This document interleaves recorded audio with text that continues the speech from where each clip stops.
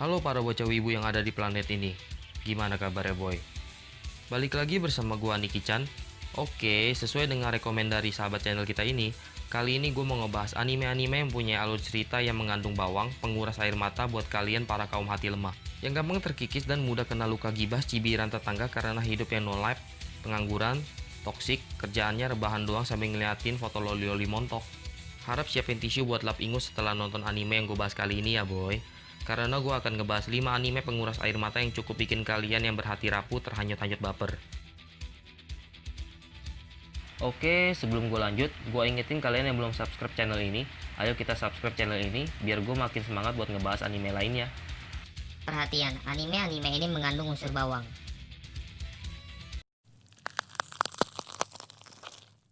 Nomor 1, A Silent Voice atau Koe no Katachi. Tanggal rilis 17 September 2016. Anime movie garapan Kyoto Animation yang diadaptasi dari manga karya Yoshitoki Oima ini ngajarin kita kalau ngebully seseorang itu nggak akan bikin lu terlihat lebih baik, malah bakalan bikin lu jauh kelihatan lebih busuk dan balik bikin hidup lu hancur boy. Bercerita tentang seorang siswa SMA bernama Ishida Soya yang punya kehidupan remaja yang hancur karena dosa yang nih anak perbuat pas masa kecil. Atas perbuatannya itu, sampai nih siswa dikucilin semua temennya dan dicap bajingan. Sampai Maya sendiri pun jadi ikutan murka atas perbuatan nih anak. Oke, sedikit flashback.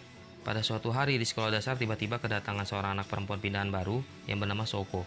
Sekilas nih anak kelihatan sama aja kayak bocil lain pada umumnya. Namun ada yang berbeda dari si Soko ini.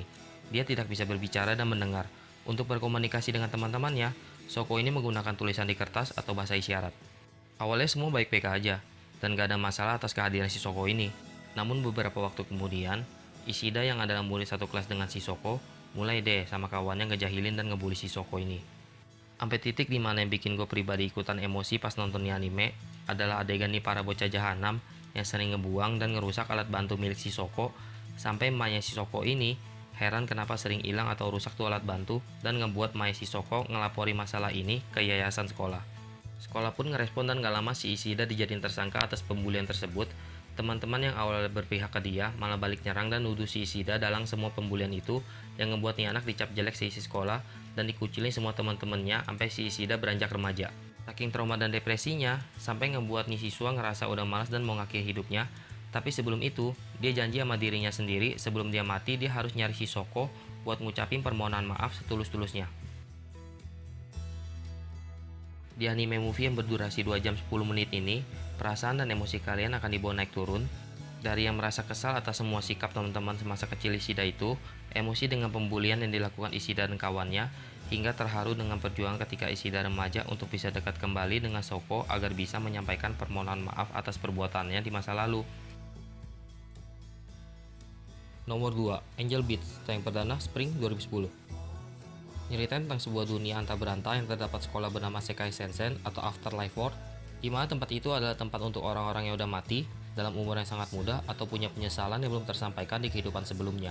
Sekilas sekolah Afterlife World ini kayak sekolah pada umumnya boy, tapi yang membedakan sekolah dan lingkungan tersebut, di sana nggak terdapat orang dewasa atau manusia dewasa kayak umumnya. Bisa dibilang Sekai Sensen atau Afterlife World ini kayak tempat perantara buat orang-orang yang mau wujudin impian atau yang punya penyesalan yang belum terselesaikan sebelum mereka reinkarnasi gitu boy. Oke, sedikit pembahasan dari gua. Cerita ini dimulai dari seorang cowok bernama Otanasi yang terdampar di dunia tersebut. Saat nih cowok bangun dari pingsannya, lalu dia ketemu sama cewek bernama Yuri dan kawan-kawannya yang sedang melakukan pertempuran dengan seorang loli yang biasa mereka panggil Tensi atau malaikat. Dan dikasih tahu lah sama si Yuri kalau si Otanasi ini telah mati dan berada di bukan tempat asalnya. Yuri pun menyarankan bergabung dengan pasukannya untuk melawan Tensi tersebut. Karena nggak percaya dengan ucapan si Yuri, Otanasi menghampiri si loli yang mereka panggil Tensi itu. Sesampainya Otanasi di hadapan si Tensi, tanpa basa-basi, Tensi itu menusukkan sebuah pedang ke tubuh Otanasi yang membuat dia tidak sadarkan diri kembali. Tapi anehnya, setelah ditusuk, nih cowok malah bisa hidup kembali seperti sedia kala di dalam dunia itu. Plot di dalam anime ini lumayan cukup bikin pusing, yang dimana lu pada bakal nebak-nebak masa lalu dan keinginan masing-masing dalam setiap karakter di dalam anime ini. Dan juga nebak misteri di mana mereka berada, kenapa mereka bisa hidup kembali di dalam dunia itu, dan siapa pencipta dunia itu yang sampai sekarang pun banyak fans dan gua sendiri masih penasaran sama tujuan dunia atau sekolah itu diciptakan. Berbeda dari unsur anime melo lainnya, anime ini diselipin pertempuran epic keren layaknya anime action boy. Tapi tetap di setiap episode anime ini, kalian akan tetap melihat perpisahan atau masa lalu tiap-tiap karakter yang cukup menyayat hati yang menguras air mata guys.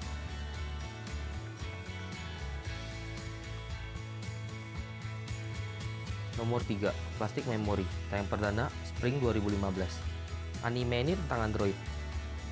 Bercanda, hehe. Android yang gue bahas adalah sebuah robot Android yang biasa disebut Giftia yang diproduksi oleh sebuah perusahaan bernama Sai.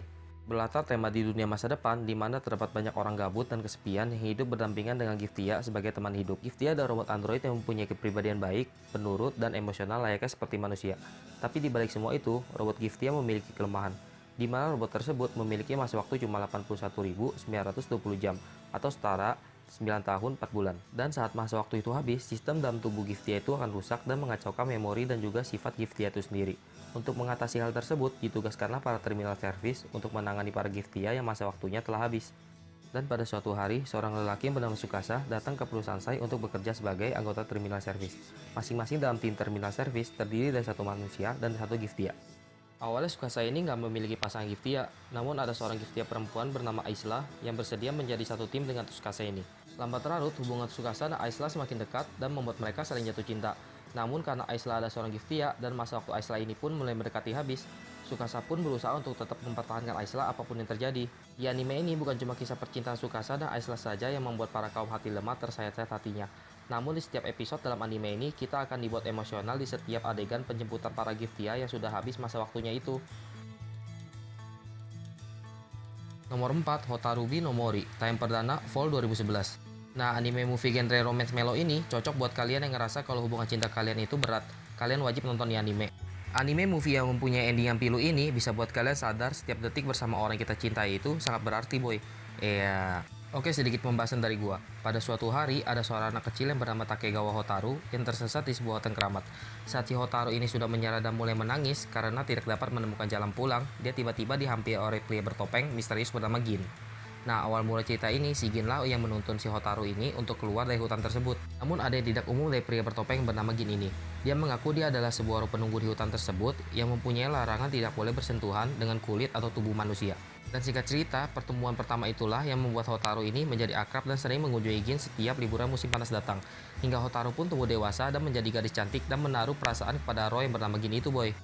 Kisah di anime movie ini dikemas dengan baik walaupun mempunyai durasi movie yang cukup singkat. Lu pada akan ngeliat gimana tentang pertumbuhan si Hotaru ini dari kecil hingga dewasa, hingga gimana masa lalu si Gin dan momen ending cinta mereka yang bikin dada sesek, cuy. Anime yang cukup ringan ini bisa temenin kalian buat nonton bareng sama pacar. Itu juga kalau kalian punya pacar, boy. Hehehe. Nomor 5, Anohana, tayang perdana Summer 2013. Anime yang berjudul lengkap Anohimita Hana no Namae wo Bokutachi wa Mada Shiranai. Ya gitulah pokoknya. Anime yang gua rasa udah cukup banyak orang kenal ini bisa dibilang banyak membuat para kaum hati lemah banjir air mata. Gua pun termasuk kepicut sama alur cerita pilu di dalam anime ini. Anime ini nyeritain tentang 6 bocil sekawan yang bernama Jintan, Menma, Anaru, Yuketsu, Suroko, dan Popo. Dan salah satu dari mereka yang bernama Menma mengalami kecelakaan yang menyebabkan anak meninggal dunia di usia kanak-kanak. Seiring berjalannya waktu, kelima sekawan tersebut setelah trauma atas kematian Menma, mereka pun memutuskan menjalani kehidupan masing-masing hingga mereka beranjak dewasa. Hingga suatu hari, salah satu anak bernama Jinta itu secara mendadak didatangi roh Menma, sahabat lamanya, dan memohon pada Jinta untuk mewujudkan impiannya itu. Walaupun si Nenma itu sendiri nggak tahu impian apa yang pengen diwujudin, dan anehnya lagi dari 5 teman itu hanya Jintanlah satu-satunya yang cuma bisa ngelihat si Nenma. Cerita di dalam anime ini sangat bagus buat kalian tonton bareng sahabat dan teman-teman kalian, karena kalian bakal ngerasain tentang perjuangan seorang sahabat, konflik penyesalan dalam suatu pertemanan, hingga depresi berkelanjutan yang susah dilupakan, dan juga ikatan pertemanan yang kuat. Berulang kali gue nonton di anime, berulang kali pun gue tetap tersentuh dengan perjuangan mereka buat wujudin impian si Nenma itu, guys.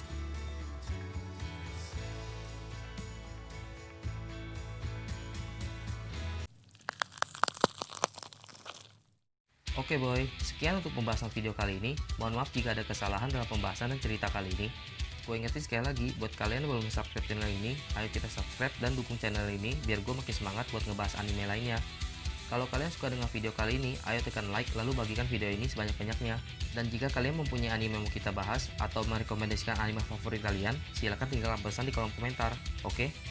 Karena kalau bukan kalian, siapa lagi? Dan sampai jumpa di video pembahasan gue yang selanjutnya, boy.